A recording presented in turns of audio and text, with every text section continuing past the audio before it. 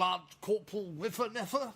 Nice goose. Good morning, Colonel, sir, and thank you, I just had it plucked. Whatever for? She was lovely with a full head of feathers. Really rather stunning.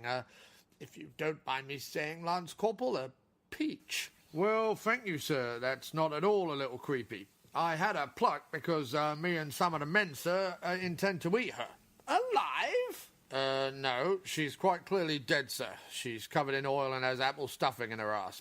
Posterior, sir. Sorry, mind my manners. You killed Cecily? I'm quite taken aback. If I wasn't a high-ranking officer with really very important business, I would weep openly. As it is, I shall retire to my quarters tonight and in the privacy of my boudoir shed a single solitary tear before pleasuring myself to a picture of Princess Anne. I'm sorry, Lance Corporal, I have overshared there. It's these damn Australian soap operas the wife keeps forcing me to watch. I see, sir. Anyway, was there something I can help with, sir? I'm just busy prepping my Brussels sprouts and I don't want my figs to ruin. Well, quite. I once had figs ruined during basic training in Salisbury and had an entire regiment on the potty for a fortnight.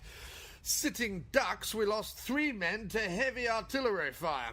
Sure, we were doing the firing, but sometimes you need to teach wanted fig-eaters a lesson. I myself, of course, have the resolve of an ox and barely let loose a small Tommy Squeaker before returning to active duty. I think you've overshared again, Colonel. That I have, Whifferneffer. That I have. Anyway, to the business at hand. As you know, Whifferneffer, the British Army has a proud tradition of bagpipers and drummers, especially those Celtic chaps from the north and the west. You know, the red hair types.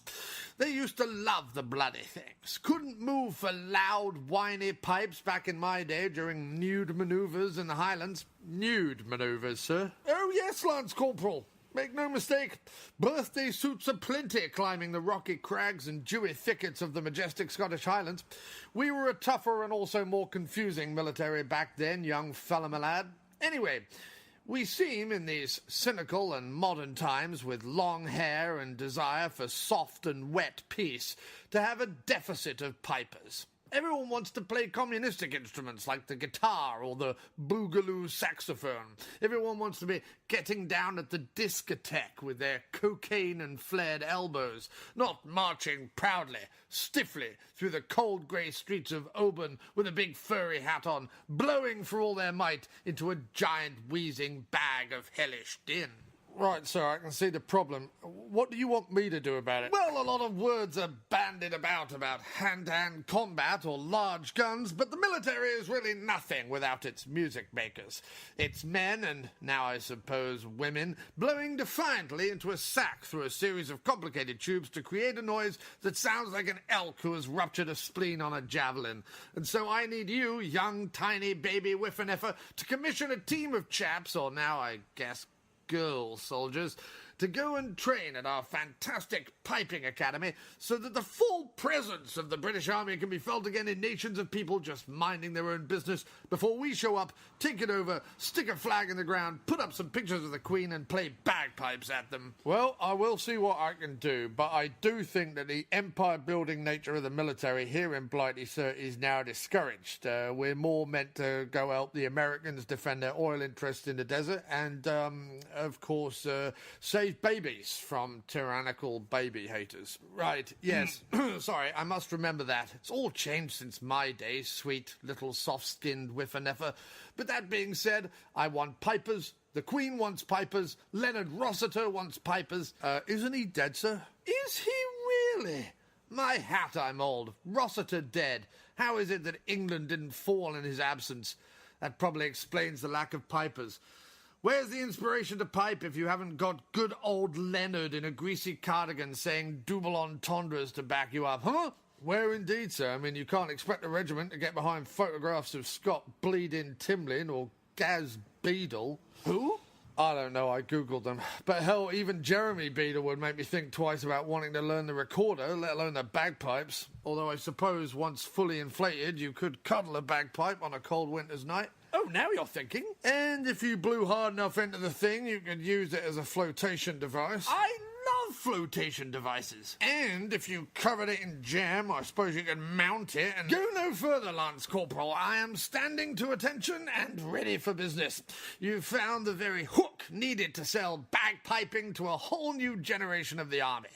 A soft, placid, lazy, floppy-browed, wimpy generation of the army who need to cuddle bagpipes and get their jollies with Robertson's strawberry preserve, but an army nonetheless.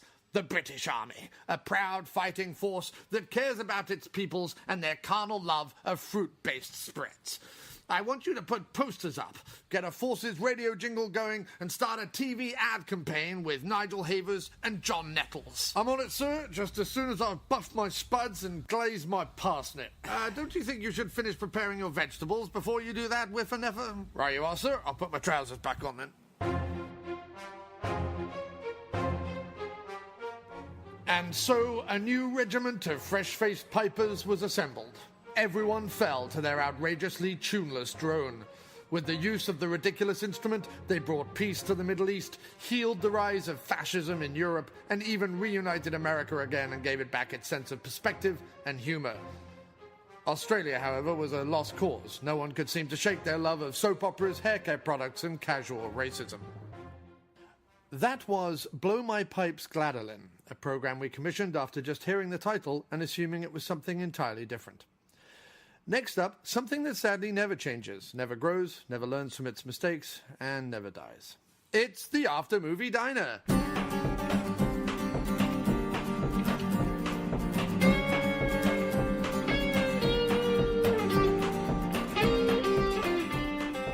You're listening to the After Movie Diner with your host, John Cross. That's right, I am John Cross, and not an insecure whelk named Simon who once had a trouser accident near Joan Collins. Honest.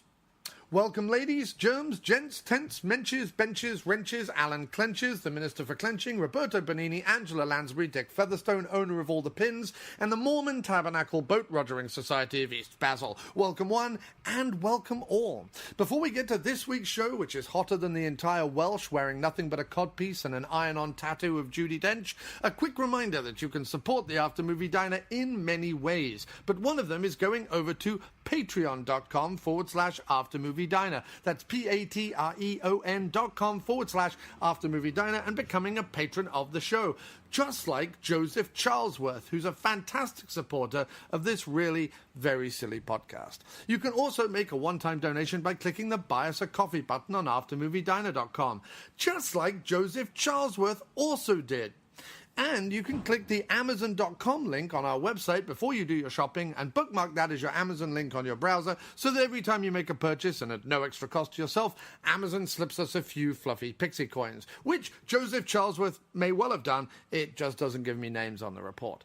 Also, if you like music, you can go to miscplumbingfixtures.bandcamp.com, that's MISC, plumbingfixtures.bandcamp.com, and get yourself an album, which Joseph Charlesworth, to my knowledge, hasn't done, but doesn't really need to do considering he has done all of the other things. Every single cent for those albums, however, goes to keeping the website and this podcast afloat on this uncertain sea on a turbulent internet, part of a fractious world that may or may not all be down to the division created by the different pronunciations of the word schedule, but is most likely down to the fact that a group of you got together and decided to vote in an idiotic and insane sack of blubbery hate and filth in an ill-fitting suit and a boring tie who thinks it's perfectly reasonable to lead from his gold toilet while starting Twitter feuds like a pathetic tiny penis teenager. If you have no money, simply rate and review the show on iTunes or wherever podcasts are found. Now, without further flapping of my divisive and carefree mouthular organ, to this week's excellent episode recorded somewhere in a diner in New York City. Yeah, we have. We sat up there and you had the hazelnut pancake or whatever it was. Hazelnut pancake? You had a hazelnut pancake. I was listening to it the other day. It was when we did the commuter. Oh, yeah. Okay.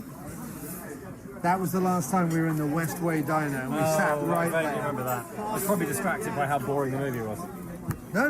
You were very eloquent about how boring the movie was. Well, we had good fun with that one. We did. Is there something more frustrating Yeah. than getting a movie, getting some money, right? And then getting Liam Neeson for your movie that you've got money, and deciding to make a fun B-movie action film with Liam Neeson in it and on a train, and somehow fucking that up. Yeah, they did fuck that up. So, before we carry on, dude, when you're talking, Yes. make sure this is peaking. Okay. Okay, so if it's not, either lean in or raise the volume. Lean. All right, hello and welcome to the Westway Diner. It's this episode of the After Movie Diner. It's a jolly fine evening. It is. It's nice out there. We got hockey. I can watch the hockey up on the screen, which I'm happy And about. I walked past a chap who was in a kebab shop. Yeah. And as I was walking past, he was like kicking something on the thing, and then he turned around and right in front of the window let loose a massive goal into presumably a bucket that he keeps behind the counter. Was that right now? Just Like while we on were our passing. walking? Yeah. Wow. It was delightfully, gritty. I missed that, and I'm almost sad that I did. Yeah, it was pretty good. 9th Avenue, come to see kebab shop owners go into a bucket. New York. It was pretty good. The authentic. good. Do you know what I realised the other day, dude? What's that? 9th of March will be my 10th year in New York City. 10th Really? year as a resident of New York City as of March 2019. Well, congratulations, man. And do you know what I found out? What's that? It's a Saturday, so I've decided that on okay. that Saturday... Right. No, you'll love this. Okay. I'm serious. No, I know. I'm going to do all the I'm things. genuinely intrigued. I'm going to do all the things Look, that this is me I being get it. intrigued. I get it. I'm going to do all the things that I genuinely love about New York Okay, on one day. on one day. So I'm going to do like Central Park and I'm going to do the river. But then I want to do a movie in a diner. Not necessarily an episode, but definitely go to a movie with you and Kim and whoever else wants to join. And then do a diner. Well, you know after. what we should do if we're going to do that? Because we always come down on Thursdays, I feel like we miss a lot of weird, interesting shit that happens on Saturday nights. Like, I feel like there's some cool movies out there, especially at the smaller art house cinemas, but they only play them on Saturday. They don't play them on Thursday nights. Right. Like, one of the reasons that our Hammer series was like hampered a little bit Right. was that all the best movies, Devil Rides Out, Taste of Blood of Dracula, etc., were all on like Friday nights and Saturday nights. Well, they were weekends, mate. Yeah. Weekends. Well, people go, you put your better But shows on I've the told weekends. you now, I've given you about 5 months in advance warning. Yeah. Oh no, March, what was it again? No, I'm busy that weekend. Busy Oh, that I'm day. sorry, mate. That is tragic. But how good does that sound? No, that does sound Do really a good. little walk around the park? Can I miss out all the bits up until the evening then? Yeah, of course. Okay, cool. Not that I don't want to No, I know you have can your handle Saturday. an all day thing. See, what you have to understand, ladies and germs, germs, because men aren't. gentlemen. See, what I did there was men aren't as good as ladies, so I call Well, us. that is true. I well, call in us our case, germs. we can only speak from our own experience. And we are And in germs. our experience, Yeah, women are better than us. right. Also, people. People are better than us. People are better than us. Yeah. No, Because we hang on a don't second. really qualify as people. Hang on a second. Yeah. Okay. We do not Right. negatively impact the world. Don't we? I mean, aren't we a part of the amorphous mass Well, that's slowly eating the planet? No. We Us are a too? bit. Yeah, we are a bit. A small part. We support local businesses. We do. That's true. We are. I had walnut pancakes. You That's got what I walnut? had. What? Hey, not That's what I hazelnut, had. walnut. I I told had you. walnut pancakes. See, it's all flooding back to him It's now. all coming back to me, mate. It's all coming back. all coming back to me now. He's like, what ridiculous thing? Where are we? What's going on? What ridiculous thing did I eat last time, ladies and Who are gentlemen? you? Fucking pancakes with fucking nuts in Could them. you bring me my waffles? I want want the waffles. pancakes with nuts in Can I them. have nuts in? I Can I want have nuts in it. I nuts, want nuts? pancakes, but I want nuts in them. Nuts in them. I've got to have nuts in my pancake. Nuts to your fucking Nuts pancakes. to your pancake. Take your pancakes away. And nuts Your off. filthy nutty pancakes. Tonight on the Filthy Nutty Pancake Show. So last week, people who listen will remember that I was singing the praises of my co-host, Mr. Jim Wallace. Thank you very and much. urging everyone Yeah, that's to very follow kind. him on People Twitter. did. People They did. did, right? Yeah, they so did, yeah. we got you, what, about 42 extra followers? You were under 100, now you're over 100? Yeah, I was on like 80 something. No, because Now you're I'm up to on 100. 145 I'm now. up to 145, yeah. So we got lots, but I'm saying it right now on the show. We didn't get enough. No. Not enough people. Not nearly enough, mate. I'm only going to stop when I get to 200. Based on how many people listen to the show, and I already have those figures, we didn't get anywhere near enough, and I'm very disappointed in everyone. So feel your shame. However, Right. although I will urge people to go follow you at J_E_A_Wallace, WALLACE. Right. Just go to After Movie Diner and find him. I tag him in all the things. While I will urge people to follow you, you did leave me waiting tonight 20 minutes. I did. You did make me look like a big stupid idiot on the sidewalk. Well, that just happens when you stand still. Right. I mean, if you stand still for long enough... A hobo made his house between my legs. But that's the problem, right? The And problem is I that don't mean as in soon my- as you I stop mean- moving... I mean, he used my large, voluminous trousers as some sort of But this is my point. bum tent. The hobo problem, tent. the problem is not mine, mate. The problem is if you stop moving for for any 2 consecutive length of time, seconds, yeah. you look like a tramp's I house. do. Do you know what I mean? I do You look. like a tramp's house. I do look like a tramp. If you kept moving, you wouldn't be a tramp's house. I'm gonna gonna get- That's the name of my biography. if I don't stop moving, I look like a I tramp's look house. like, no. If I stop moving, I look like a tramp house. Yeah.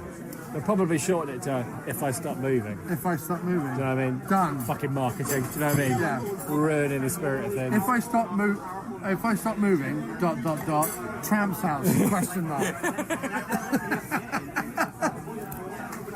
And maybe an emoji of like someone Yeah, throwing you've got to up appeal on to the a kids, mate. dog. Right, but it's not.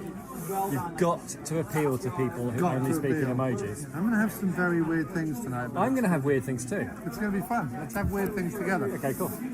So you were officially, so yes, he left me waiting outside, which does, like a tramp's it house. takes some of the shine off. I was spat at by businessmen who thought that I was some sort of vagrant. Well, some sort of wastrel. Democrat. Oh some yeah, sort of or a liberal, Democrat, yeah, some sort of Some liberal. sort of person. And they were like, while we're out here, he stinks of empathy.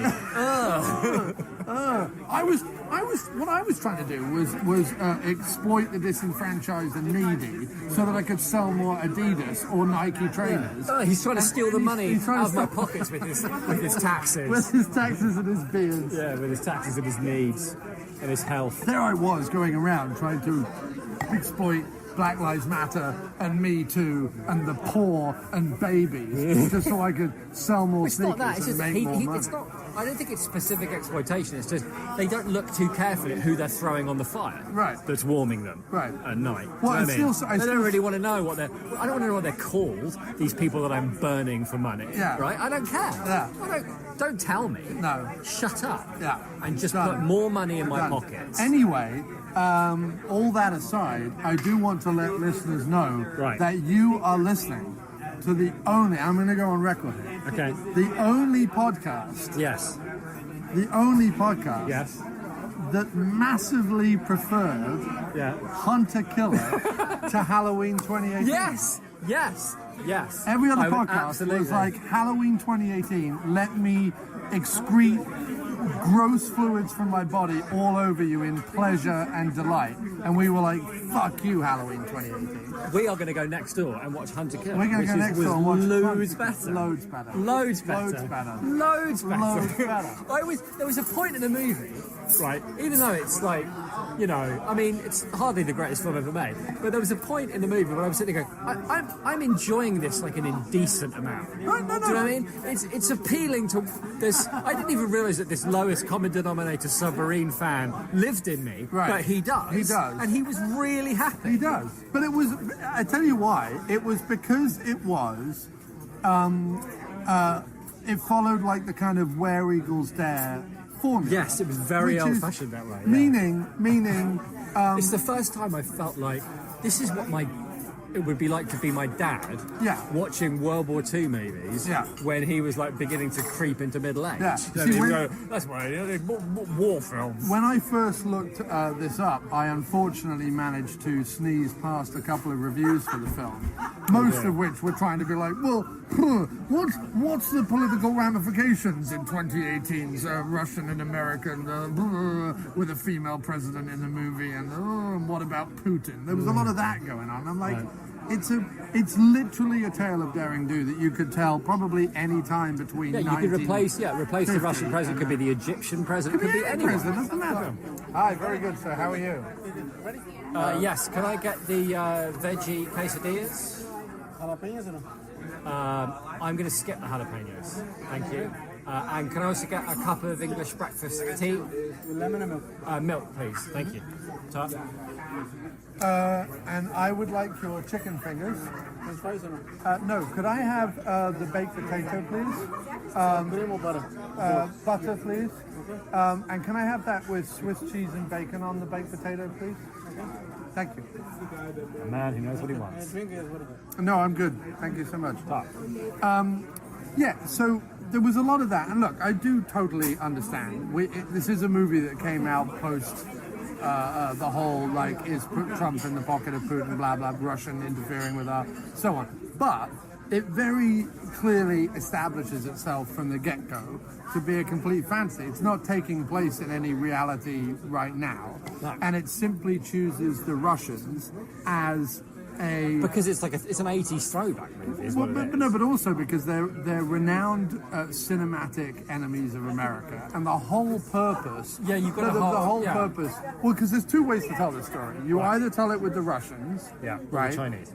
Well, you need someone who's got as much of nuclear capability as America. Like, that's the thing. It's like, Right, but- we're getting dragged into this thing together and it can't be stopped. But the Chinese, mainly because of economics, are not normally the bad guys in America. No, I agree. I'm with you on that one. Because they I'm have just to saying- sell the movies to China. No, economically speaking, quite right. But Right. in terms of the actual plot, those are your two basic choices. Well, no, I was actually going to say there's two ways to tell this. You either tell it as a set it any time after like 1970 and make the Russians the villains, or you throw it right back and you make it a German-American thing. The only difficulty is I guess if you're going to save the German Kaiser or whatever, it's not. Well, that's the quite thing, as- isn't it? I mean, weirdly, Well- actually, I think it could only be made now because there's a feeling of, and I don't want to get like too, No. whatever. I was saying, forget the wanky politics, but you finish your thought, mate, and let's move on. No. I mean, the important thing is when you say forget the wanky politics, all I hear is wanky politics? Right. Question mark. And I go, Yeah. you want to hear more you want to hear wanky wanky politics? Yeah. So I guess what I was thinking is the only reason it could be made now is that the idea that I mean, actually, it's more of a kind of a movie from like the 90s. Yeah. How they think about it, because it's got that whole massive nuclear arsenal at the mercy of a unreliable government it's the Rock that meets- can be it's the Rock, exploited by it's the the Rock military. meets Hunt for Red October. What's the one where they have the coup in? They don't have a coup in Russia exactly, but like the military. There's those films like after the Berlin Wall. There was a thing that was like, right, if you want the world to end, what you do is you get your Russian military. Yeah. Who cook up a scheme to undermine the political They're cooking up schemes. Cooking up schemes. Left, right, and centre. Cooking up schemes. Schemes are boiling on the stove. They mate. are in Russia, mate. Yeah. Schemes are boiling on the stove in Russia. And do you know what I mean? But I suppose the thing is that the thing is, I was expecting a twist, right? That your man Oldman was somehow like tied Involved. up in it. No, right? Because yeah. he was so super awful. But then I realised that, well, not what they're saying. But the reason it works now is there's an idea of what this is. We are at a very vulnerable time. The reason we're at a vulnerable time is that politicians are weak. Right. And are vulnerable to extreme elements of their own, countries and their own bases. Yeah. And in Russia, that's the military. Yeah. And in America, that's it's the But no, military. I mean, I didn't want to go. I didn't want to like. I don't want to go, either, no, because but it's that's like- fine. it's No, like- but I wanted to doesn't say matter. is if people are going to go see movies, Which they should. which they should. We're saying that right up front. don't go see honestly, Yeah. don't go see Halloween 2018. No. Instead, either rent or buy Halloween H2O. And when you've done that, then go see Hunter Then go Killer. see Hunter because I want to see Hunter Killer 2. Right. Hunter a Killer. Hunter a Killer. Hunter a Killer. Yeah. Hunter Killer 2. Yeah, with Butler's back. Butler's back with more hunting, more killing. I had no idea that I could watch an entire film where, like, the charisma of Gerard Butler is what they're hanging the whole film on. Yeah. And weirdly, he was fine. He was totally. Well, also, I totally bought him as kept- his character as well. Right. Well, I kept wanting to slap that. This is the thing, right? Everything they wanted from me. Right. Like, they wanted me to, I hope he slaps that cheeky, XO, and I hope they come through it. Oh, no. All the emotions they wanted, I completely felt them. Even Of though course. it was all, it was... No, but and it was funny because I was... It did exactly what I was talking to you about. Right.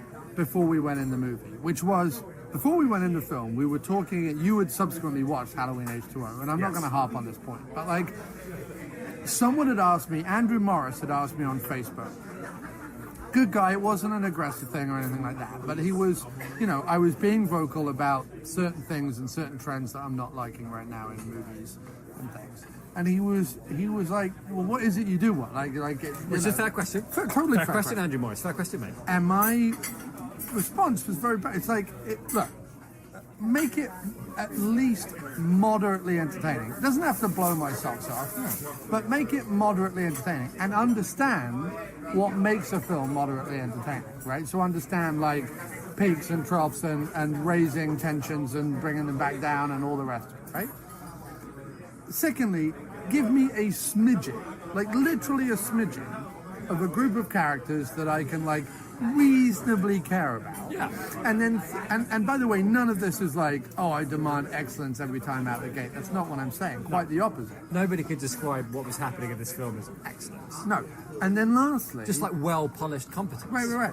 Lastly, understand a little bit about a plot that's going to get me from A to B in my cinema seat and give me some, like you say, emotions and feelings. And even though, right, all the way through the movie, I knew exactly what was going to happen. Right. I was, right at the end, I was going, oh my God, how are they going to, they fired, the missiles are heading right for Right. how are they going to get... So, and the reason why I can watch, for example, almost any... There was even like a little bit of an inner cheer, like at the end, right? Any 80s or 90s action movie, even though they roughly have the same plot or the same whatever, is if you do that plot well, the plot that was a Western plot that became like a sci-fi plot that ended up being an 80s, 90s action plot, and you build the tension well, and you tell that story well, and you fill it with, like, characters, and the odd one-liner that doesn't, like, annoy or grate, then you've got me. Like, you really have. And I agree with you, And mate. what's incredible about Hunter Killer is that it does exactly that. In the way that I was saying beforehand, everything that Halloween H2O does. Halloween H2O by no means is a good movie in terms of, like, the grand scheme It's of not a horror films. groundbreaker, no. But it does exactly what it needs to do. Yeah, it's what you wanted out of that particular Out movie. of that, well, not just out of that movie, but out of the story that needed to be told about Laurie Strode as an adult, right? Right. Halloween 2018 did none of those things. No. Like, it thought it did all of them, but it did none of them. So that's so. It talked about them in press junkets afterwards more than it did them in the movie. Oh, 100%. With Hunter Killer, on the other hand, I have to preface, I'm a huge fan of Olympus Has Fallen and London Has Fallen. I just thought they were both really, like, yes, Olympus Has Fallen is Die Hard in the White House. But if you've seen White House Down, which was was it Emmerich who did White House Down? Yeah. Who is normally very I reliable. normally like Emmerich or whatever, but, like, it was so bloated and so ridiculous and had, like, the little girl running out with the flag and all that. Yeah, it wasn't very good. But It was also it didn't have a lot of weirdly- energy. It was, right, not a lot of energy, and it was also weirdly PG-13. Whereas what was nice about Olympus Has Fallen is it went straight for the hard R. Like, when the Koreans The word attacked... nice is a curious... Meaning, No, I know what you mean. sometimes- But what was nice about it was all the blood and the violence. But let me explain. That was this. nice. Let me explain. It's like watching Expendables Fun. 1 and Expendables 3. At a certain point, you're like, I'm sorry, the hard R action with the blood, the guts, the death, and to be fair, meaning the consequences. Like there's a consequence. It's not just like, well, we're going to fire a hail of bullets and lots of cartoons are going to flop all over the place. Right. There's a consequence to it that when one of the agents gets like shot in the shoulder or whatever, you feel it way more than you would if it was just bullets bouncing off people. Yeah, there's fair a enough. thing to it. Anyway, Olympus Has Fallen was really good. I enjoyed and, Olympus and Has Fallen. London Has Fallen, while not as good, at least did a really interesting thing with the whole idea of, well, once you got into like the twisty, turny roads of London, how would you like navigate that and shut that down and sort that out and figure, like it actually did a really good job of literally navigating that, both with plot, tension, action, sequences and everything else.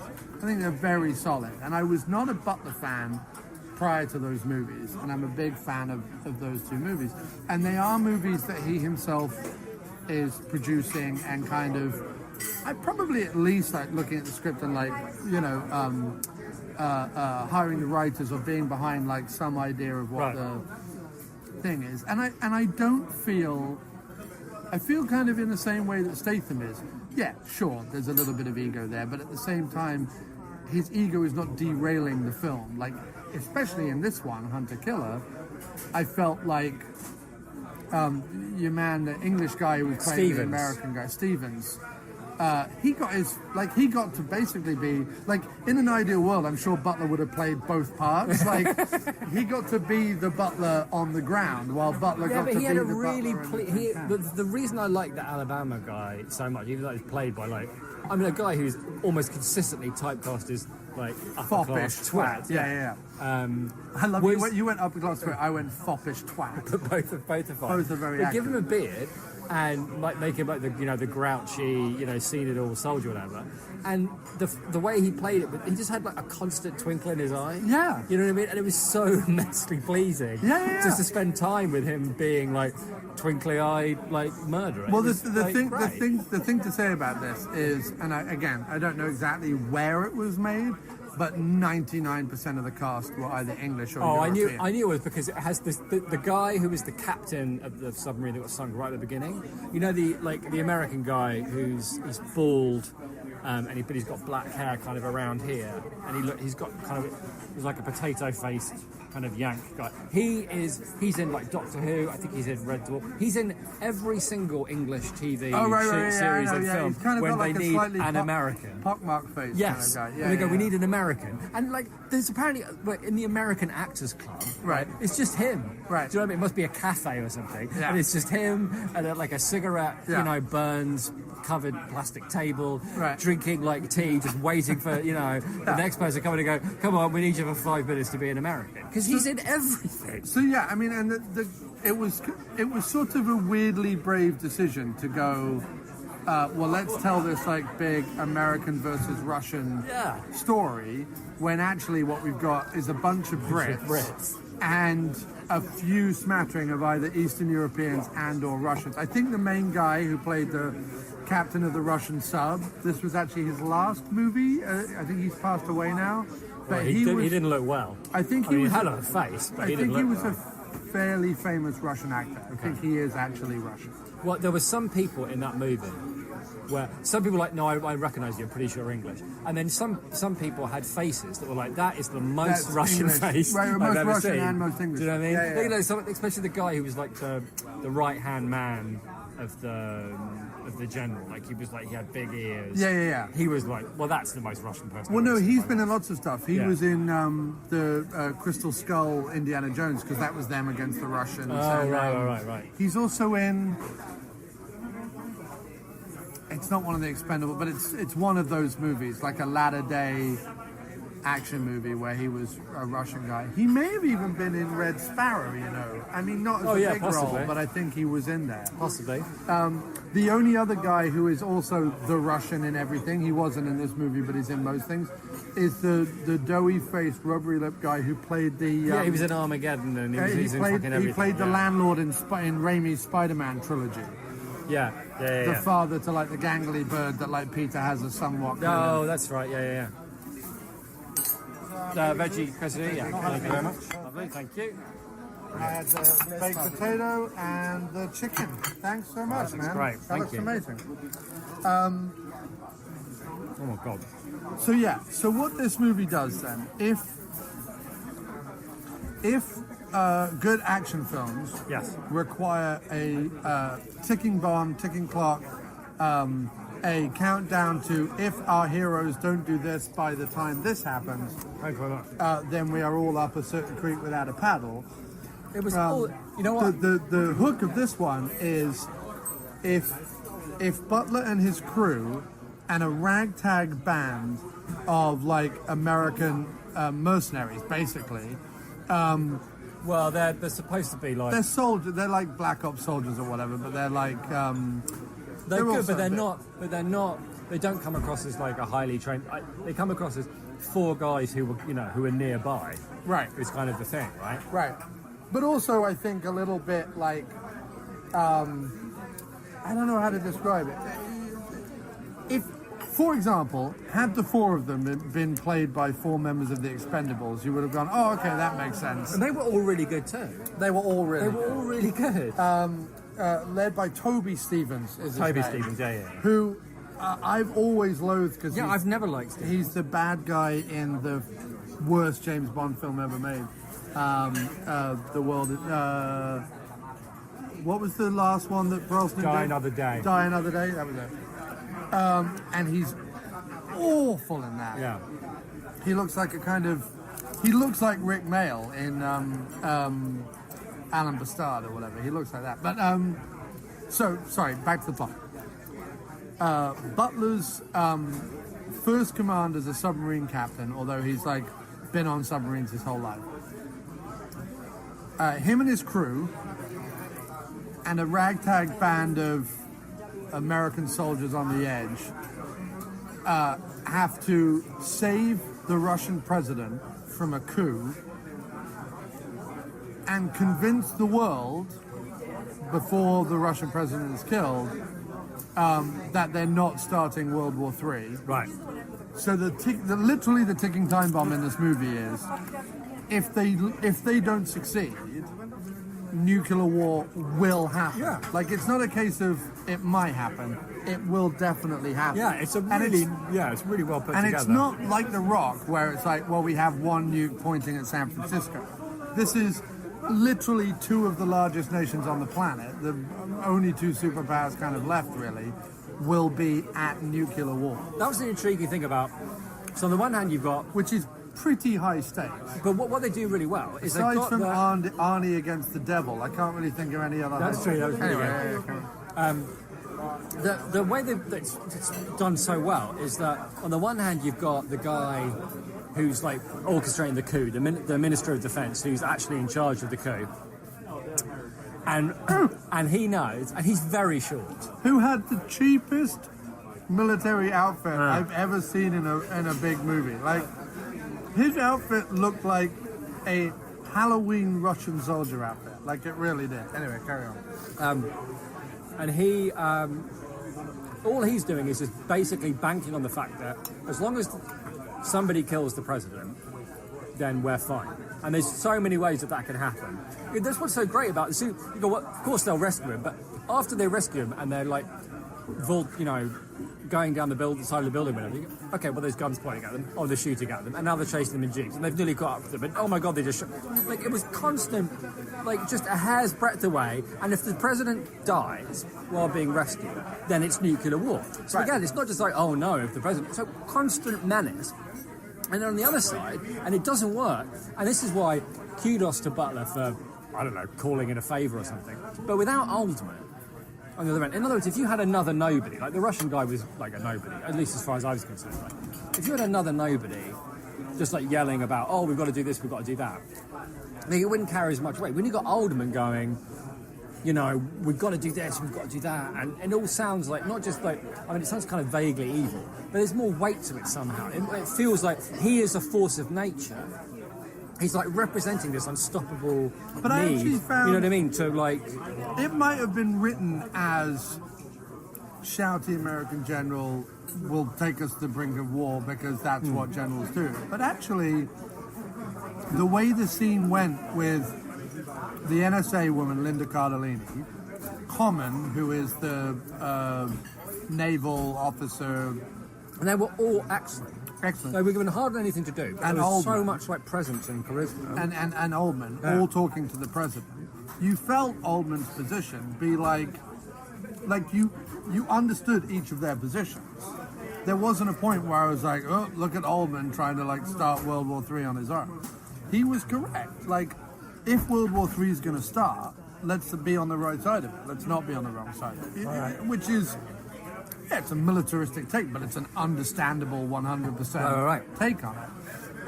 And it was so, all this stuff was happening, you know, there was only a handful of people that like knew all the facts. And there was never a situation where like the press were going to come in and know all the facts or believe all the facts or whatever.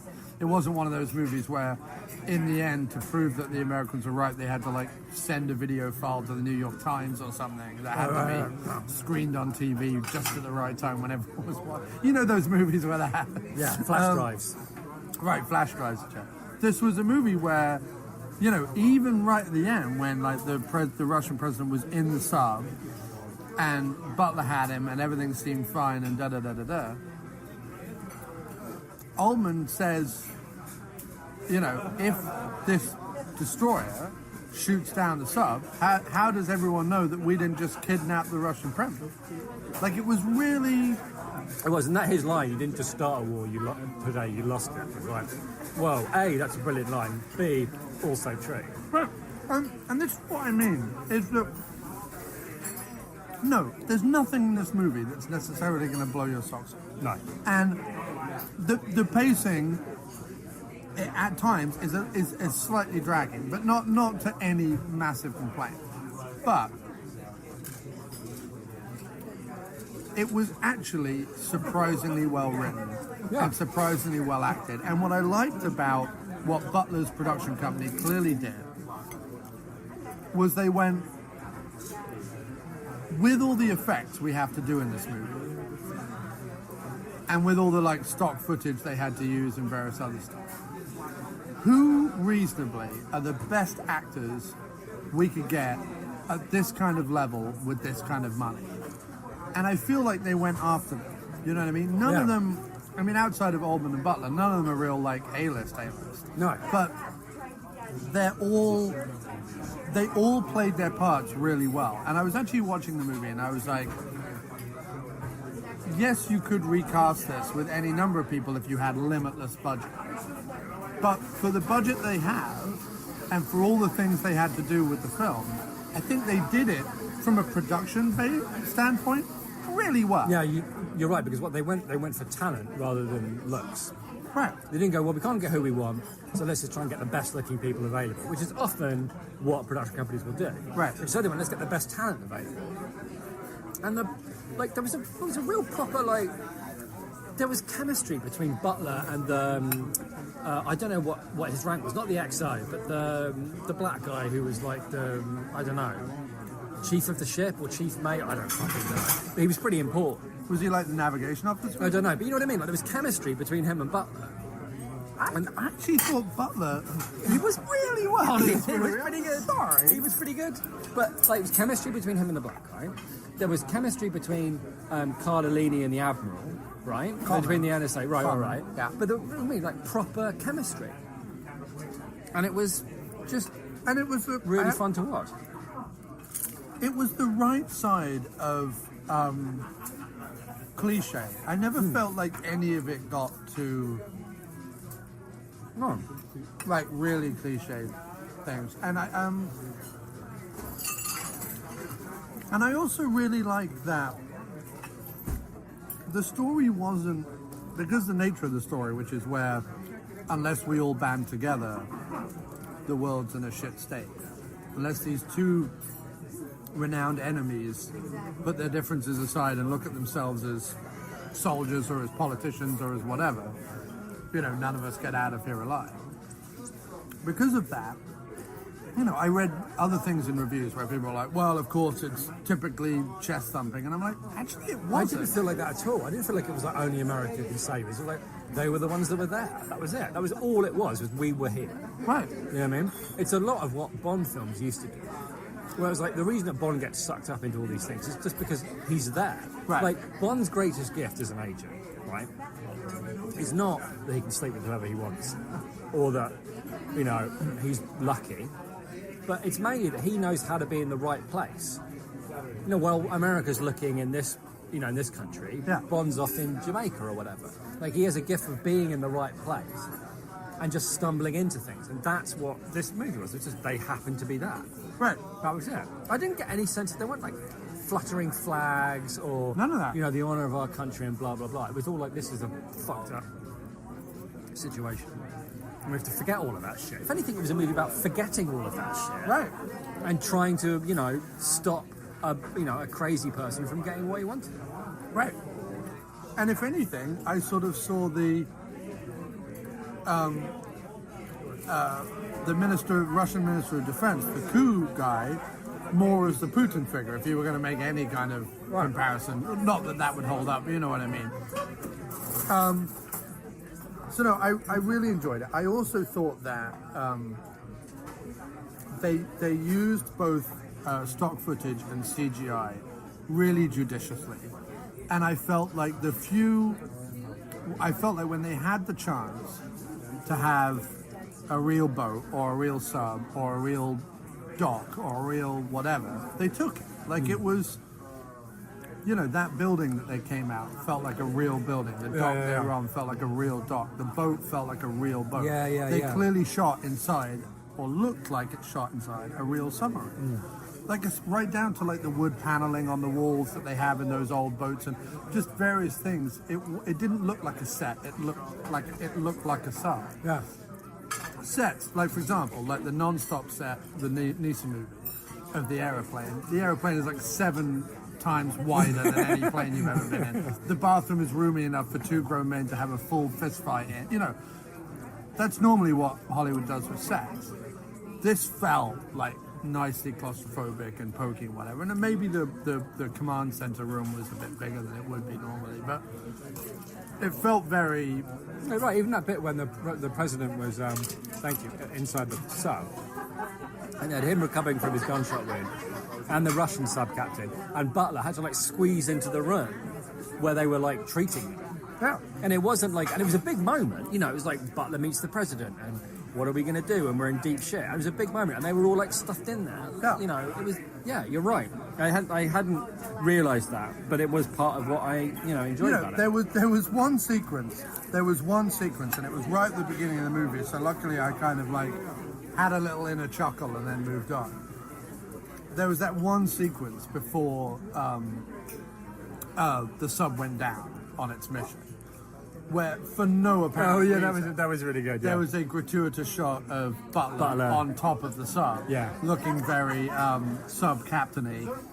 And what was funny was he had been down in the sub doing his captain thing and proving to everyone what a swell guy he was, right, and how he was going to be like the guy they needed in a crunch, in a pickle. Then out of nowhere, he's on top of the sub. Yeah. Then he climbs back down. It seemed like needless, but what I was chuckling about inside was I feel like they edited the movie, was playing the movie, had a normal shot of just the top of the sub, and Butler let his ego squeak in just a little bit. Went, no. I think I should be standing on the bridge. There's a Scottish. Let's just CGI me on top of the boat before it goes away. Fucking CG me in. Oh, you can't do it, Joe. Fucking CGI me in, eh? What the fuck am I paying for? And there was a couple of bits where you're like, oh, that's CGI. But at no, meaning like the backdrop and stuff. Yeah. But at no point was I taken out of the movie by any effect. I thought it was all very well done, really. The After Movie Diner with John Cross will return right after this.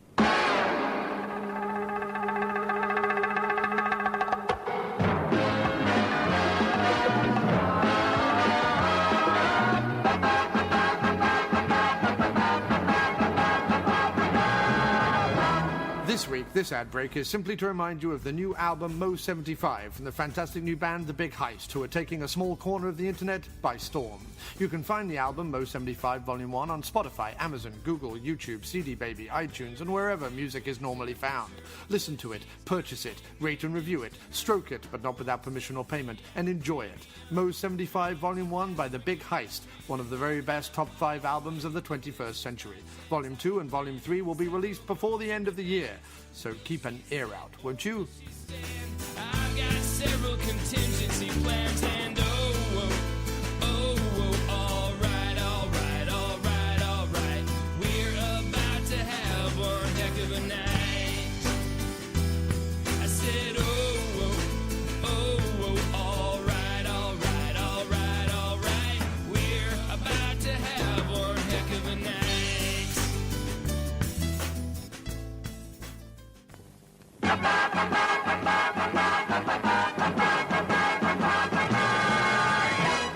Yes, if you want to hear an ad read out in the middle of the After Movie Diner for your project, your website, your podcast, your album, whatever it is that you do, if you want to hear an ad read out in my bad English tones in the middle of this show, then please go over to patreon.com/aftermoviediner, and for the $3 or more per podcast show package, I will read out or play a promo for your site, your store, your podcast, your web series, or anything that you want on the show at least twice a month for 3 whole months. My goodness, what a deal. It's basically free advertising, except that you have to pay me.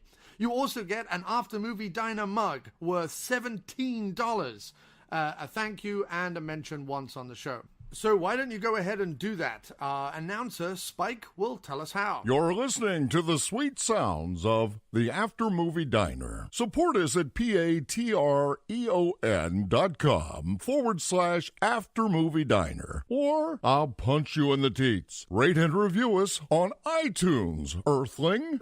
I think my favourite thing about it was there's a lot of, actually, let me rephrase.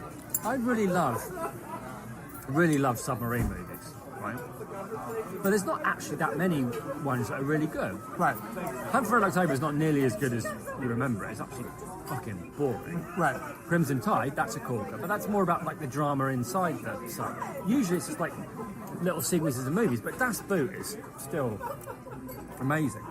But this film, right, and I realised this halfway through watching it, I was thinking, this is submarine porn. That's what this is. Yeah. It's like everything you want in a submarine movie in one film and done really well. So do you want a bit where they all have to be really, really quiet so they don't get spotted? You got that, mate. What about a bit where they do like an improbable last-minute turn to avoid a torpedo? Yeah. That's in there. What about like scraping through really narrow bits of like rock in the ocean? And like the side of the submarine like scrapes a bit of rock, you know what I mean? Yeah. Well, it's all in there, mate. And it was brilliant. What I will give the writers endless credit for is this. You have your plot, you have your characters, you've got them all in place, and they have to go from A to B to save the Russian president. Right.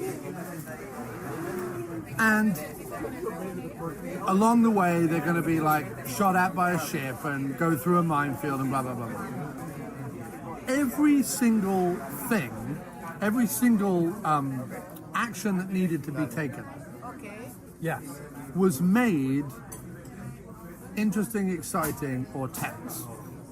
Like when they saved 3 or 4 people off the first downed Russian sub. And it was, the Russian sub was on the seabed, and they made sure that it was right at the point where the pressure would collapse the little, what did they call it? The little... like the rescue sub thing. Rescue sub thing that they had, which was like the mini sub that sat on top. They had a word for it, but I forget what it was. Yeah.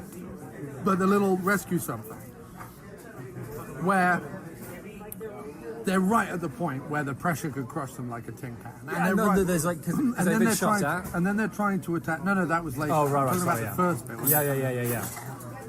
Then they have to attach to the top of the sub so they can like create the airlock to get the guys out. And they get like caught in a riptide. Like every every single thing, and it didn't feel.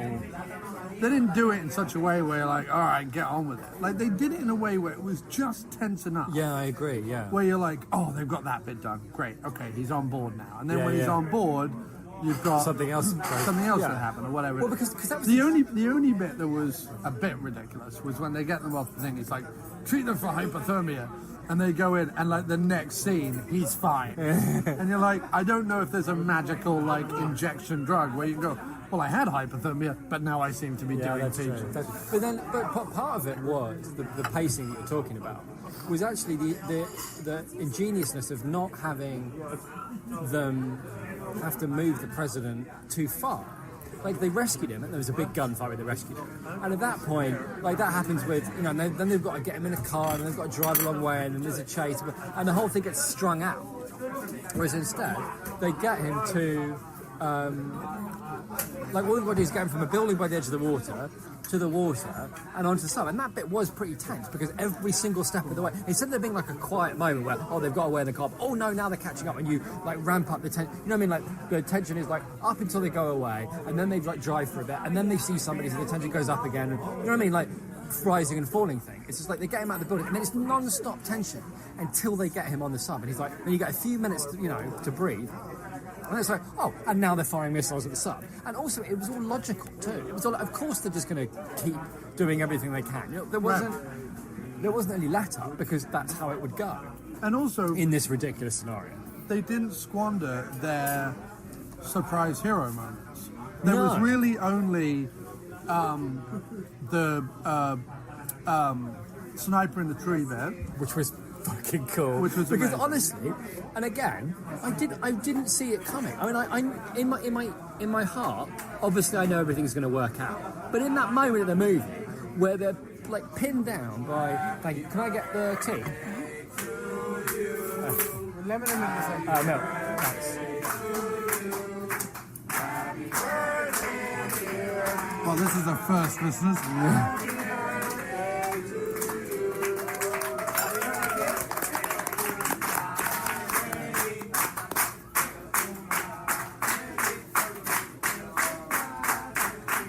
What's this one? You don't know? Are we going for a third song now? No, he tried. But no, well, that was a first. That was nice. Yeah, it was nice. Birthday. No, sorry. Happy birthday. When they were, they're pinned down underneath the bridge, covered in jeeps and machine guns and rockets, and there's just, and you can see the terrain, Right. and you can see that they're pinned down, and they can't even lift their heads up because they're going to get shot on, and they're miles away from where they need to be. Yeah. Well, I mean, like not miles, but like far enough that they're fucked. Yeah. And it's just like, well, that's that then. And then I'm not going to give a, but suffice to say, they get out of it. But the way that they get out of it, it properly was like, when you're watching a film like that and you feel you're in a 10-year-old going, yeah, come on, it was great. Thank you very much, man. Thank you. Oh, you got English breakfast? Oh, that's Earl Grey. No problem, thank you. Oh, no problem. Yeah, so it didn't squander those moments, and it just,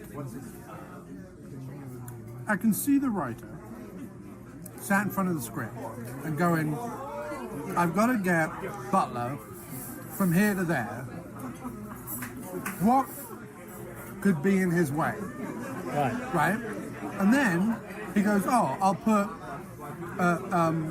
a Narrows going into the port, which is filled with mines, and different types of mines, and different types of blah, blah, blah, blah. Then you go, well, how's he going to navigate that?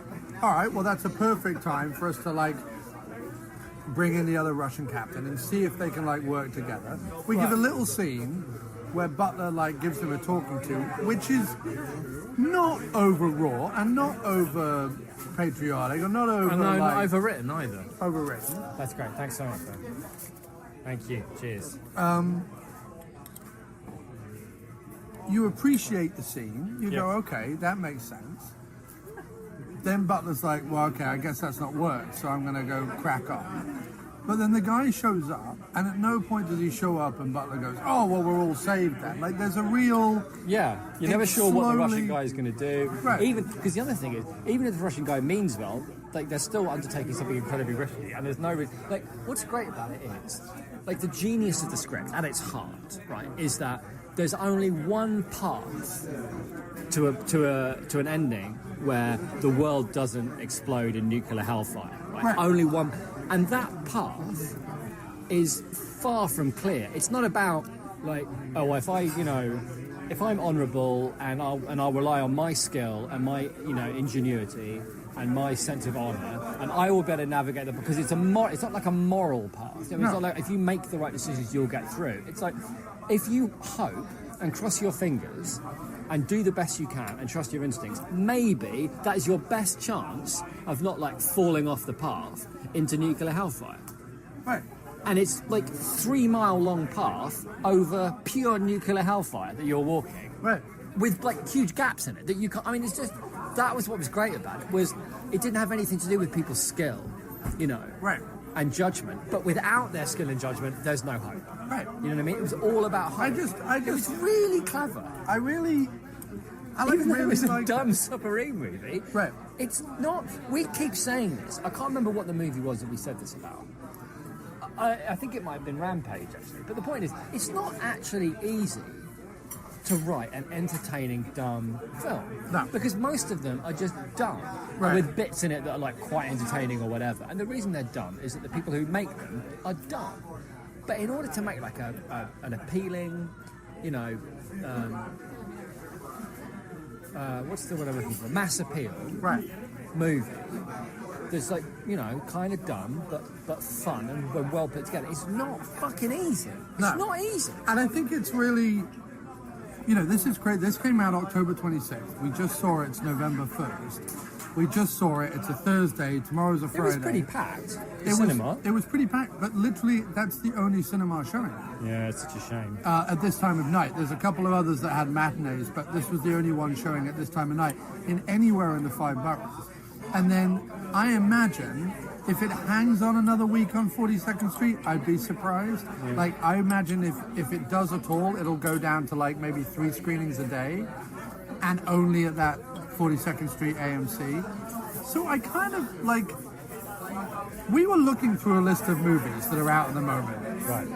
You've got the Harry Potter prequel thing, which, I don't know, it just is never going to be for me, and I don't even expect it to That's be fine. for I me. quite enjoyed the first one. That's fine. You've got Tyler Perry comedy, which I've got little to no interest in. The Queen biopic, which is... You've got the Queen biopic, which I'll watch, like, probably when it's on iTunes for rent or something on a Sunday afternoon, but I really... I'm not interested. It's had horrible reviews and a lot of like behind the scenes shenanigans that has caused a lot of problems and various other stuff. And like I say, while I like some of Queen's songs, I'm not the fan who's going to be that interested. You've got A Star Is Born, which I'm going to go see with Kim. And then you've got Halloween 2018. Johnny English. And Johnny English. So it seems odd in that, let's be fair, weird hodgepodge of film. What's strange is that the one type of movie that's doing really well at the moment is horror. Like, horror films just seem to be doing really well. And it seems odd that there weren't a lot of them at Halloween. Right. Well, because there's only really Blumhouse making them. Yeah. And his big one was Halloween. And also, because who wants to go up against the 40th anniversary of Halloween? Yeah, I suppose so. Yeah, that's a good point. Yeah, that's a good point. So in terms of like big blockbusters, I find it sad that there's not room for a hunter-killer in there to have a bit more longevity than a couple of weeks at... Yeah, it's a shame because it's the kind of thing that would do... But I mean, I don't know. It's the kind of thing you used to do well on DVD, isn't it? But I have to say, its biggest letdown in terms of audience, its biggest drawback in terms of audience is the American-Russian thing. Meaning that a lot of reviewers who, now I think about it, either didn't watch the movie or watched it and didn't understand it, went in with the preconceived notion of, we don't like Russia and we don't much like America right now. Like they went in with that preconceived notion of everything that's going on. And I'm like, when it comes to action movies, you really can't bring politics into it. No, it has to be about, because that's the whole point of the movie was everything that happened, everything good that happened, all the chances that were taken were down to, and that's just kind of interesting. And again, something to be said for like the world now, right? Was that it was about forget, this idea of a higher loyalty to your country or a higher loyalty to the, to whatever, to the chain of command. Butler was threatened with court-martial by the XO. The Russian guy in the ship at the end was threatened with a gun to the head. They all chose to trust in leaders that they respected, rather than even if people are going, no, you can't trust him. So the Russian president comes on, on the line, and they all. It was all about the people who have earned your respect are the ones you trust, not your country or your chain of command or whatever. And I think that was the reason why it was consciously about that and not just a byproduct of whatever they were telling is that at no point did we get to spend any time with the villain of the bit. Like the villain is just he wasn't cackling and going, oh, what a marvelous plan I've just got. Right. He wasn't a Bond villain. He wasn't even Ed Harris in The Rock. There's no. Is Ed Harris in The Rock the worst bad guy in the history of action cinema in terms of annoying, the most annoying bad guy? Oh, stop moaning, would you? Get on with it. Yeah, maybe. He totally sinks that film. It's a great film, don't get me wrong, and I love it. But every time he comes on screen, it's you're in a different movie. Yeah. Ed. We're all having loads of fun, and you're sitting in a corner moping. Yeah. Well, he has to be the guy who's going against his own country. I know, but it's a bullshit part, don't get me wrong. I'm just saying, I'm not saying it's Ed Harris's fault. I'm saying it's a bad character. But I think that, now, I don't understand how a reviewer could come from this movie and go, well, the present climate sinks it. Because it's not about, if anything, it's an answer to the present. Yeah, I agree. And I don't mean and again, not in a flag-waving, chest-thumping way. Not in an overt way, not in a way where, what I liked about it was about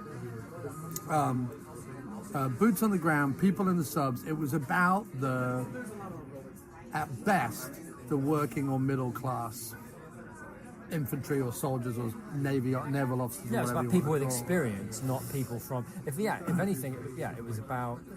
They made a big point about Gerard Butler didn't go to Annapolis. He's worked his way up through the ranks and all the rest of it. Right. So it was about, and that wasn't.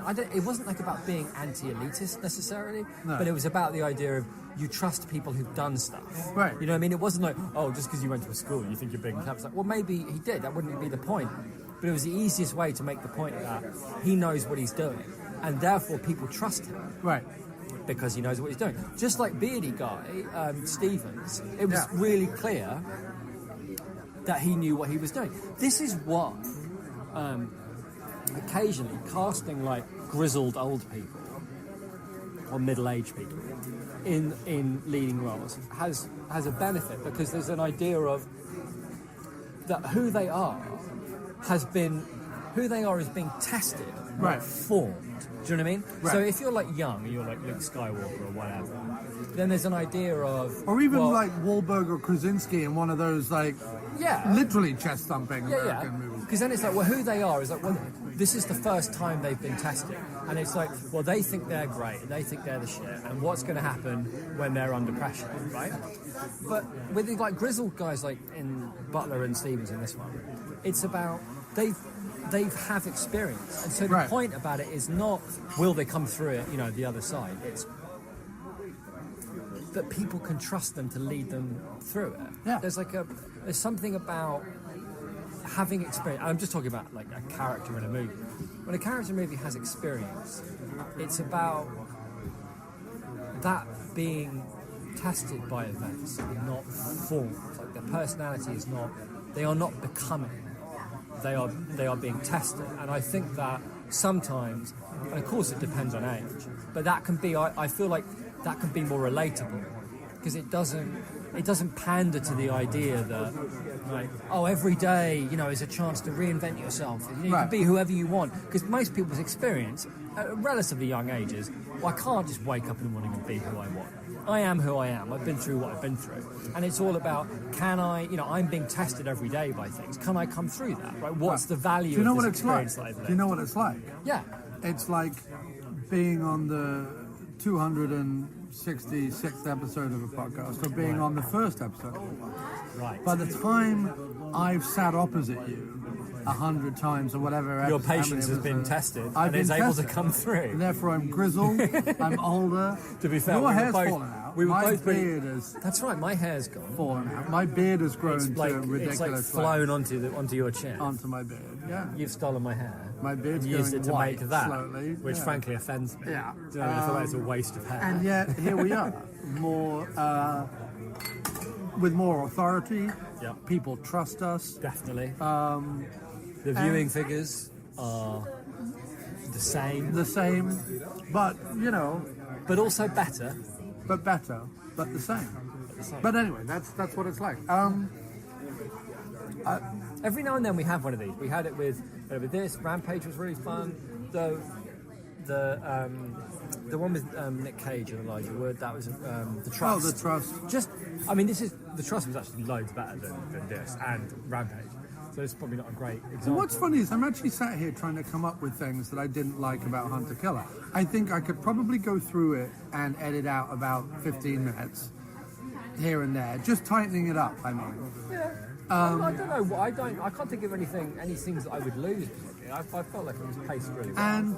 But apart from that, I could have used more. And I would have cast more actual Americans. But I like all the people they cast. No, I did, but I mean in the smaller roles where just the accents on the ear were a little. Yeah, I guess. Where they clearly just gone to Lambda and gone, who can do a passing? Who can do? Yeah, I wouldn't. I don't really feel. No. But what I'm saying is, I'm sat here trying to think of things to criticize about the film, and I honestly. No, I really liked. If you've ever watched a submarine film and gone, or a sequence in a movie where there's a submarine, that was really exciting. I like that. It was easily one of the best submarine films. And there's Das Boot, but that's just a classic. But Crimson Tide and this are easily the best submarine films. Right, and the Crimson Tide benefits from Hackman, and that's more about Hackman and Washington going at it, right? And Tony Scott knowing what he's doing. But this had a very kind of, Tony Scott films. This was a very Tony Scott film. Now I think about it. You know what I mean? Like that. No, I just mean in the sense that it's really well put together.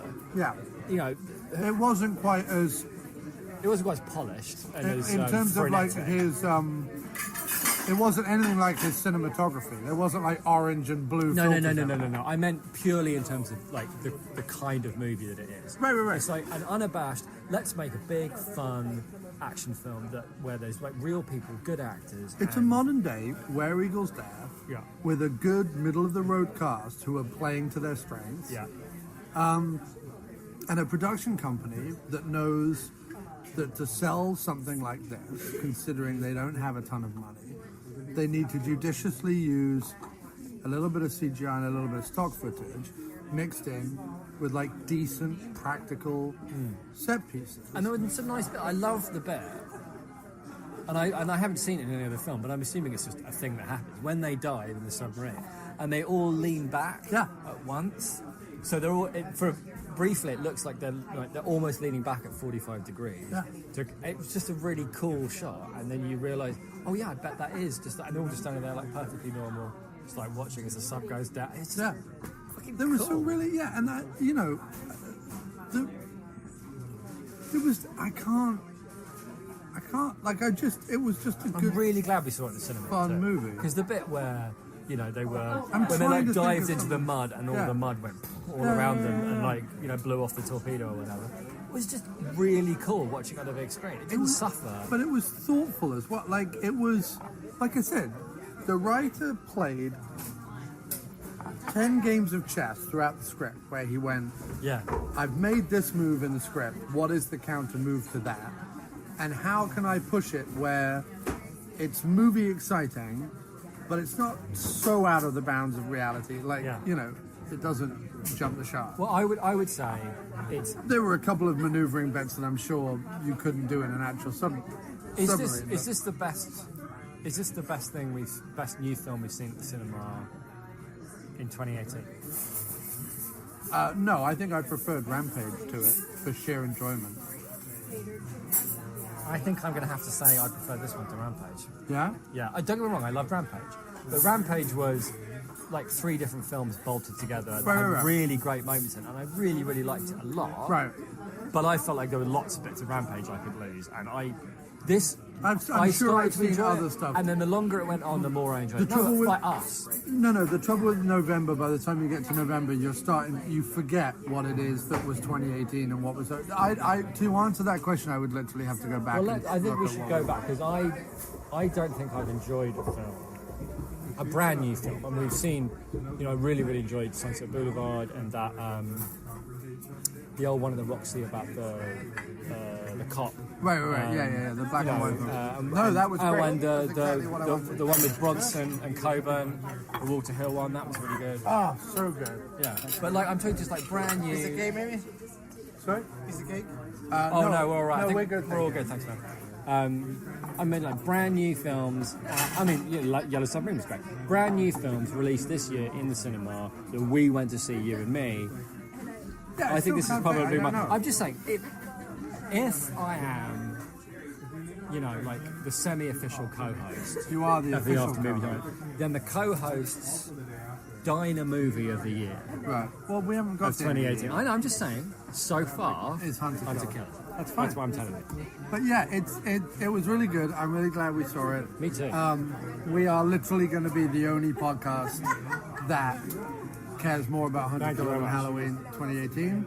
I think the reason Which for I'm that, more than comfortable with. Me too. I think a lot of stuff plays into that, and I think preconceived notions is a big part of that.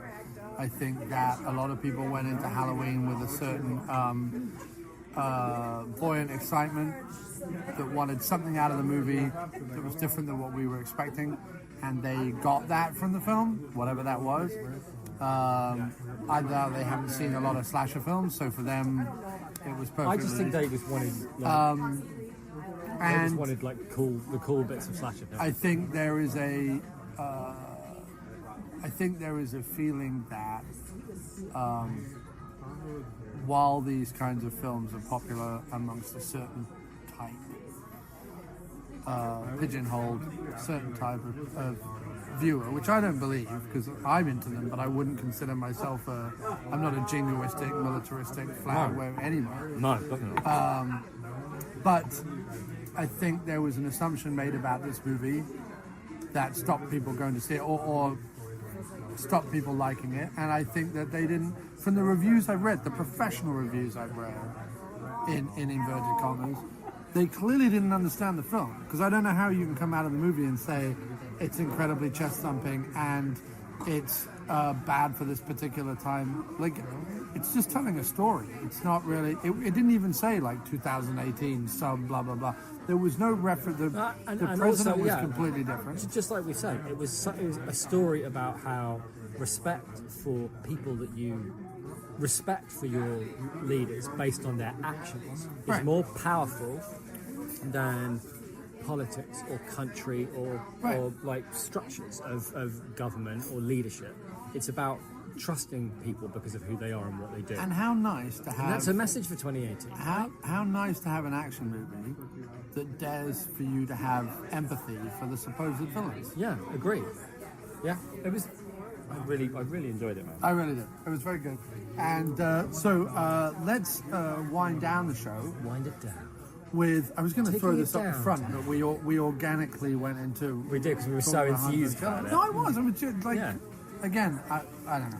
I make no apologies for being enthused by No, I Gerard make no Butler's apologies submarine either. movie. I may get- even get a T-shirt printed that reads, "I make no apologies for being about enthused by about Gerard Butler's Butler's submarine movie." Yeah, I find I'm definitely like weighed down at the moment by.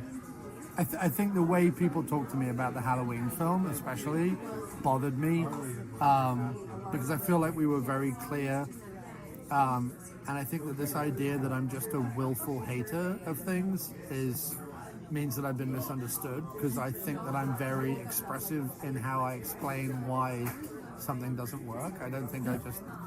So anyway, that kind of bothered me. But I'm sorry, man. Well, I'm glad I was with you so that I could agree. Yes. You know? So. What we watched this week. What we watched this week. The public wanna hear us speak about what we watched this week. Oh, don't tell me you don't wanna hear us speak about what we watched this week. I won't believe ya if you tell me no, you don't wanna hear me speak about what we watched this week. What we watched this week. It's a jingle. I wanted to maybe. We don't really need to do it this episode, but I wanted to start a segment because I've been watching a lot of horror movies. And Well, I things was looking and- forward to this, and I'll tell you why. Because I wanted to know if you had ever seen Urban Legends. Yes, I have. Yeah. Did you enjoy Urban Legends? Yeah, the first one. Yeah, I haven't seen any of the others, but the first one's alright. Okay, yeah, because I watched it. It's up there with Final Destination as one of those that I don't put in very often, but it's fine. But it's like, I was just watching it, and for the first time ever, because it was Halloween. But yeah, and- sorry, this segment is Oh, what sorry. have we watched recently? What have you watched recently? Because I felt like let's mix the show up a little bit and don't, because last week's was a good episode and everything, but it was also like bogged down with just. Yeah, when we hate a movie, sometimes it can get a little, we can get a little passionate about it. But No, not I in just don't want necessarily people to have a positive completely way. negative experience. So why don't we mix it up and talk about other films as well? Well, I think that's very sensible, mate. Urban Legend. Follow your podcasting I've instincts. seen it. I enjoyed it. I thought it was pretty good, but I haven't put it in probably about 10, 15 Well, years. okay, so the reason that so there's a number of reasons why I liked it. Granted, expectations were, low, but I really liked the setup of it all taking place like on one college campus. Right. And the idea that, well, the college campus reputation is being damaged by this idea. They managed to commit the murders that you could just about write off as, well, maybe that was a suicide, or maybe he's he was a practical joke, maybe he's gone missing. So you could rack up the body count without making the whole idea of it all just happening in one, far off location Right. unrealistic. Yeah. And having the dean call it going, listen, there's some panicky students here, you can safely ignore them, whatever. That was real too. So you never had the option of calling the police. I at think any the only point. thing that bothered me was the reveal of the killer. I think that's probably not. Well, that's true, but I guessed who the killer was Right. by halfway through the movie, which was fine. But up to that point, and the kills were really imaginative. I really liked. I liked the people in it, generally speaking. And the reason I thought of you was the security guard woman was watching a Pam Grier movie. Yeah. On the TV, practicing with the gun and talking along with the dialogue. And before she goes out, to do something daring, whatever, she looks Yeah. at the Pam Grier poster and feels strong. And I thought, yeah. I wonder if he's ever seen it. I just thought it might have been something slipped under your radar or whatever. No, it's funny. But So it's a good one. this Because I watched that and Halloween H2O, Yeah. which I didn't realise until I put in Halloween H2O that they're both 1998, so it's like a 20th anniversary thing. Yeah. And they worked really well together. Yeah. So It was there's a good year for horror, mate, 98. there's two waves of slasher films, and actually they smash up against each other because I think people have this idea that there were slashers in the early 80s and then there weren't slashers again until Scream. It's not entirely true. First of all the Nightmare on Elm Street sequels and all the Chucky sequels and all the Friday the 13th. go Friday right the up to 13th late and all 80s, the right? slam into it. There's also a bunch of early 90s slashers that kind of just fall under the radar but were still kind of video shop rentals. And there's plenty of decent slashers from 87, 88. I mean, I know people say the golden era is 78 to 83, but there's plenty more going on. What's interesting is that I feel that I'm still wading through. Slasher is by far one of my favorite subgenres of horror films. It's probably that and zombie film. If I'm going to be on the record of anything, it's probably that and zombie films as my favorite two subgenres. I'll watch anything. I like psychological. I like monster movies. I like sci-fi horror and stuff. But zombies and slashers for me are just a very nice, simple blueprint. And if you do them right, they're super effective. And I equate them to 12-bar blues because there are a million songs that are written with just those 12-bar blue chords, but it's who's playing them, what you're doing with that, how you lyrically find a way through those things. It's not necessarily about the chords you're playing, it's about what you've done with them, and it's the same with those films. And I'm still wading through a lot of the 80s ones, and I think at the moment I'm still drawn to those because I lived more through the 90s ones, so I still have like a fairly decent memory of the first time I saw Scream and I Know What You Did Last Summer and Urban Legend and those ones. And also I feel like there's a slight grittiness and what's the word, subversiveness to the 80s ones that isn't quite there in the 90s ones. And I also feel like I'm looking forward to a few years from now rediscovering the 90s ones in the way that I'm rediscovering the 80s ones now. Like I kind of want to leave it a bit and then go. But it's funny looking up slasher lists in the last couple of weeks since I've been back from my honeymoon. I've been trying to catch up on horror frantically because it's Horrortober. So I managed to get 18 watched in like 9 or 10 days. The list of which you can find on my Letterboxd under After Movie Diner, and I've also posted it in the After Movie Diner and Dr. Action Facebook group. But there were a couple of 90s slashers that were like on some of these rare and underrated slasher lists that I found. That does sound good. Cherry Falls is one that I'd like to rewatch. Matt Farley talks a lot about Valentine, which I just saw is getting like a Blu-ray release. I never saw that when it first came out. And the Urban Legend, the first one I liked enough to maybe like visit some of the sequels. I think there's like 2 sequels to it, I think. All I know is I think because I watched it on Showtime, and I think they also had Urban Legend Final Cut. There was one of the things I liked about it was it had that knowing 90s thing. But in this case, it was used kind of effectively because they had a bunch of like horror people, old horror actors in it, to kind of make you think which one of the horror actors Right, yeah. Is it Robert Englund? Is it Brad Dourif? It was, that was kind of fun. And then right at the end, because Teresa said to me, "Oh yeah, that's the girl that was in the the one of the girls in the movies. Like, oh, she was in the Noxma commercials." Okay. And right in the final scene, they say, when they're like recounting the story as if it was another urban legend, they go, "Oh yeah, I heard it was the girl in the Noxma commercials." So it was like a little reference to the fact that the person who was in the story. So it was like a really weird, but it was kind of fun. It was like a little knowing thing that when they do that right in the 90s, like in Scream, it can be really effective, I think. Well, I saw in the last 2 weeks 3 movies that I'd never seen before. I was aware of 2 of them from their poster/cover art, but I'd never seen them. And the third one, I think I'd vaguely heard of, but had never even seen it. And they are the Boogeyman, which was also released in the UK as the Bogeyman, spelled with 1 O. So the Bogeyman, Bloody Birthday, not to be confused with Happy Birthday to Me, which is a different slasher, and The Last Horror Film. And very quickly,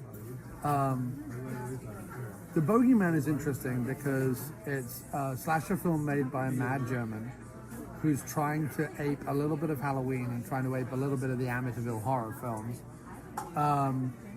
and instead comes up with something completely interesting and completely bizarre, which is sort of,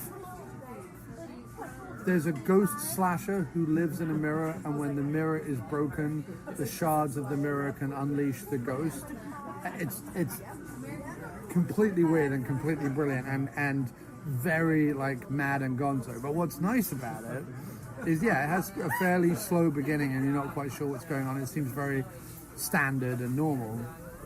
Actually, no, it doesn't. It opens with a sequence where you're like, okay, it opens with a really transgressive sequence where you're like, oh, okay. and it goes to a place where you're like, okay, that's disturbing. Then it cuts back to like a very slow build. But once it starts to build, it does not, talk about not letting up. Like once it starts, it does not let up. And it just piles on weirdness after weirdness after weirdness in a strangely super pleasing way.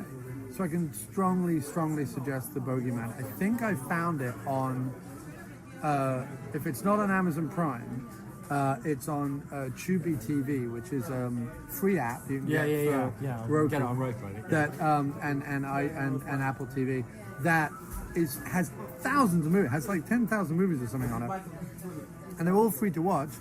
And they have a commercial about every 20 minutes. Yeah, it's not that and the bad. commercial is like 15 to 30 I've definitely seconds gotten long. used to, because we've got like on demand at home, and you okay. Did you ever see that Russell Crowe breaks his wife out of prison movie? What was it called? The Next 3 Days. Yes, I really enjoyed it. Yeah, right? Super good. Yeah, I remember the reviews being well sniffy when it came out. Him and Elizabeth Banks. Him and right? Elizabeth Banks. Yeah. And I was sitting through it, because it was the one this was...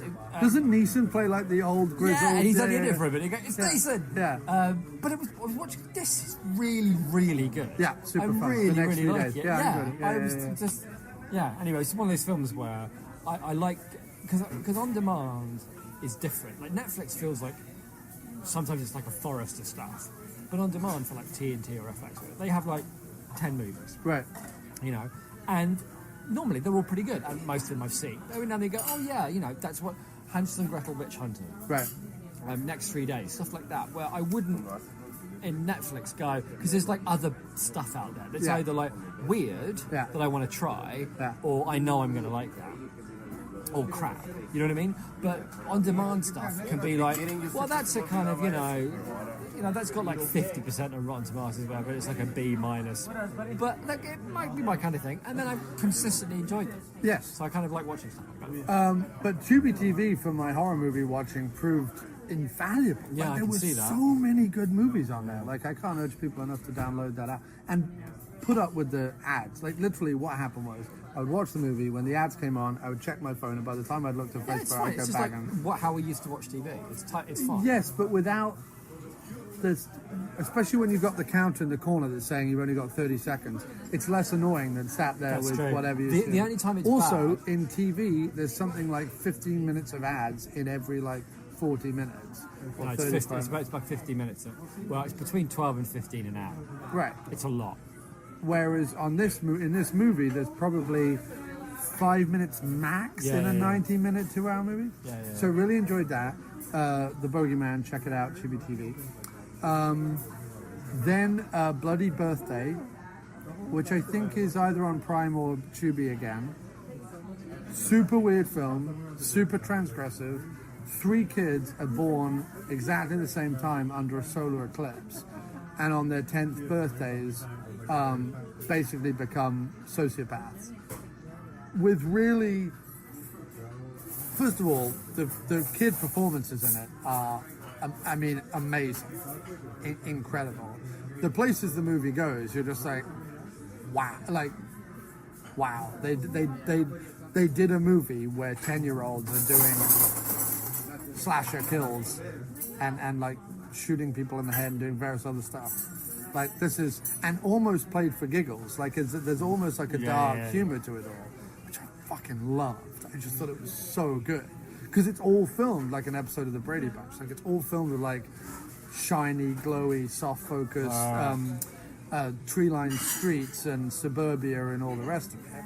And amongst it, you've got these 3 kids, and they're not like Damien from The Omen. They're not like evil kid. Like they're what a sociopathic kid would be. Like there's no emotion to them, but the way they play is so good.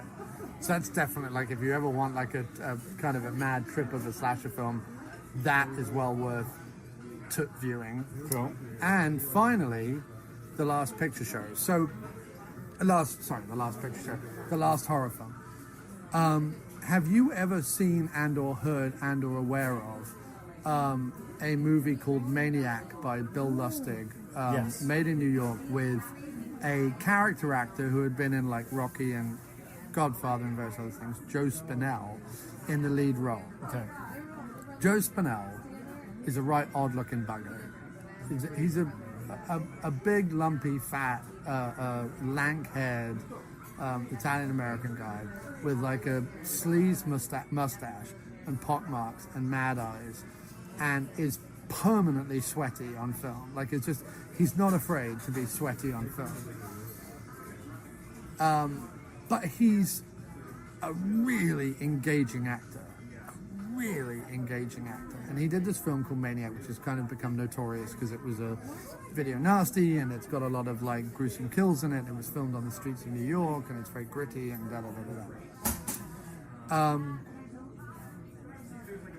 Well, a few years after that, 2 or 3 years after that, he reunites with Carolyn Monroe, who was in Hammer films, but she's also been in, she was a Bond girl. And Yeah, she was in the Vampire Hunter one. yeah, I think. dark hair, Yeah. very beautiful, but not a good actress, No. particularly. But she's fine. So they team up again, because she was also in Maniac. They team up again to make a film called Captain The Last... Kronos. Kronos, yeah. They team up again to make this film, the last horror film. And Spinell was very involved in the writing of Maniac. I don't know how much he was involved in the writing of this, but it's essentially like Maniac reborn, but it starts in New York. He plays a sweaty, deranged cab driver who has a very unhealthy fixation with Caroline Monroe's actress character. She plays a famous actress, who is also famous for horror films, but is getting noticed and given awards for her performances in horror films.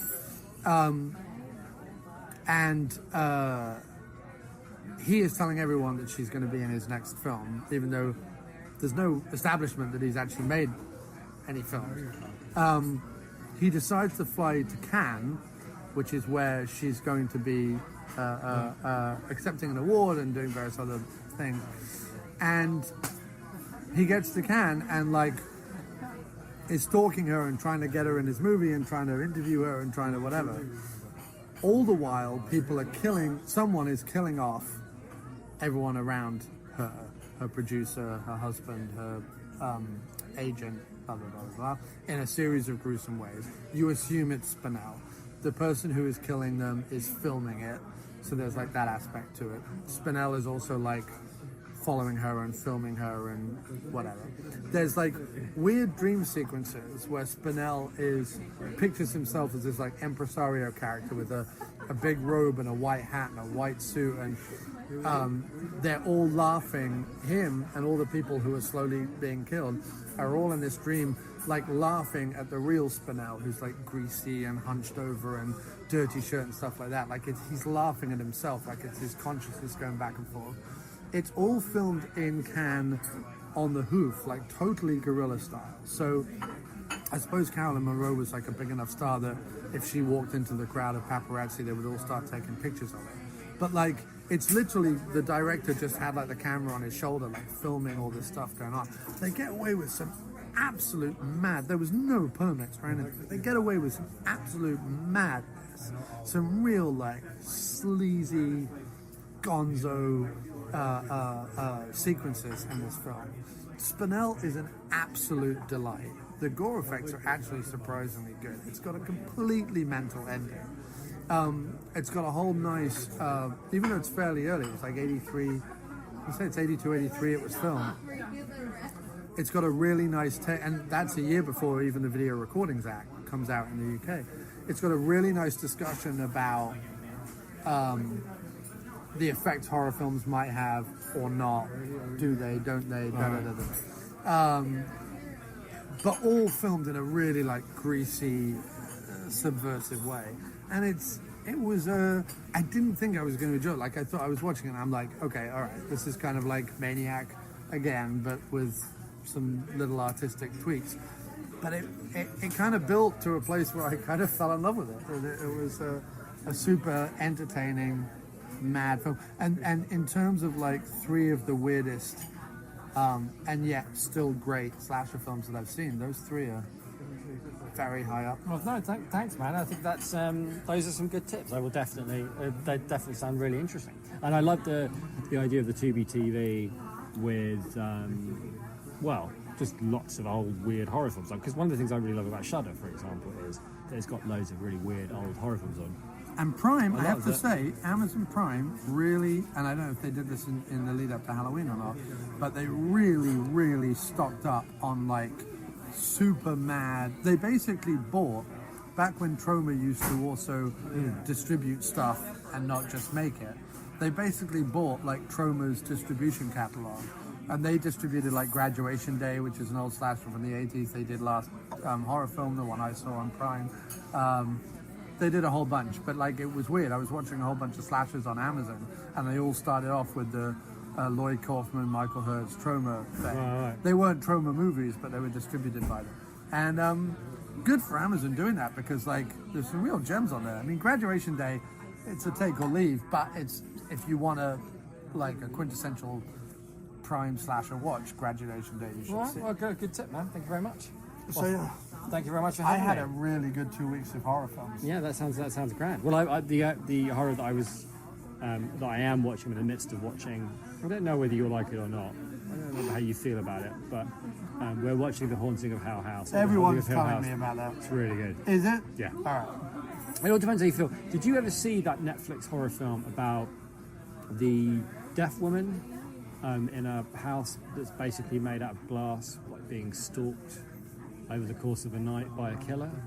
No. It's really good. And the guy who directed that did Hill House. He also did the one about Thomas Jane and a woman who adopt a kid, and the kid's dreams become, like when he falls asleep, and whatever the kid dreams, like manifests itself in reality. And then it also turns out so do his nightmares. And that was really good, and that was him too. And there was another one that he did, but I'm not sure I've seen it or not. All Netflix, right? Yeah, but The Haunting of Hill House, we're 5 episodes in, and yeah, it's really good. I mean, it all depends on how you feel about like modern horror and haunted house films, but me and Teresa are loving it. Great. Well, we've had nothing but praise about it from people like it's really good. Trust. Yeah. And Kim's a big haunted house fan, so I'll give it a try. I will give it a try. But yes, well, thanks ever so much. That was a jolly nice episode. Yeah, it was Really lovely. enjoyed Thanks very that. much, man. Thanks so much. All the best. And don't forget, if you're listening, despite him occasionally being a bit of a bastard and leaving me on the sidewalk for 20 minutes, follow Jim on Twitter at J_E_A_Wallace. Or you could just go to jawallace.com, and my Twitter's on the bottom of that page, and all my stuff's there too. Or go to aftermoviediner.com and No, jawallace.com. okay. And with that, goodbye. Thanks, man. Well, if you've made it to this point in the podcast, good luck to you. Fantastic. Well done. I hope it all heals up. Anyway, to play us out, it's the Big Heist with the title track of their new album, MO75.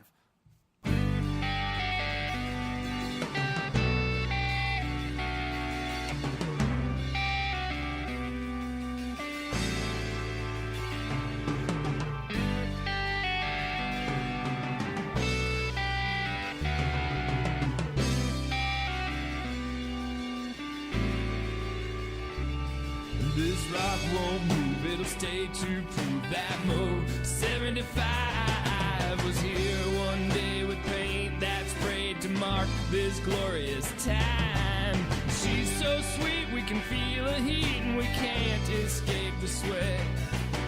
Windows down, cruise through town, everything is fresh and getting ready and going steady and go find it, even though he said he wanna be found. We know everybody's name and everybody's game. We've all changed, but we're still the same. And it goes round and round.